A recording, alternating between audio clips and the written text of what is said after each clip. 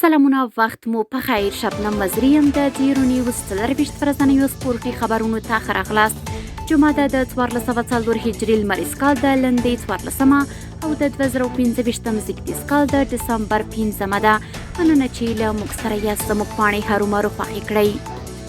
لومړی خبر ده چې د 2015 کال د څلور اړخیزه نړیوالو آزادو بیډمنټون سیالیو لړۍ د دې رشتې د ملي فدراسیون لخوا د اولمپیک بدني روزنې او د هیواد د ورزش ریاست په همکارۍ او ملاتړ په کابل کې پیل شوي دي.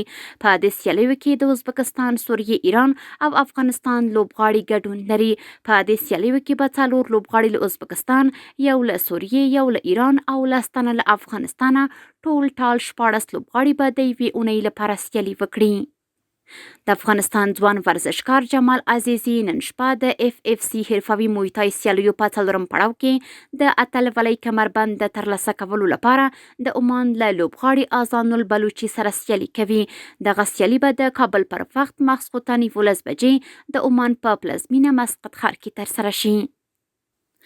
علي احمدي، علي صدیقي، اسمت احمدي، سمیه کریمي او محمد مهدي تاجک هغه 15 افغان منډه وهونکي وو چې د ایران د کیش ټاپو په 6م پړاو ماراتون سیالیو کې ګډون وکړ.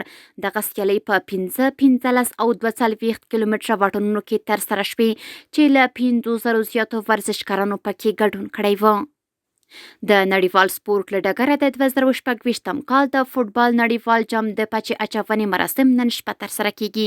که څه هم د هغو 42 ټیمونو چې د ګډون یې پخلی شوی باید له 1 ساعت څخه ډیر انتظار وباسي څو خپل سیال ټیمونه وپیژني، خو د خپلو لوبو د دقیق وخت او ځای د معلومولو لپاره باید لا هم 24 ساعته نور انتظار وباسي.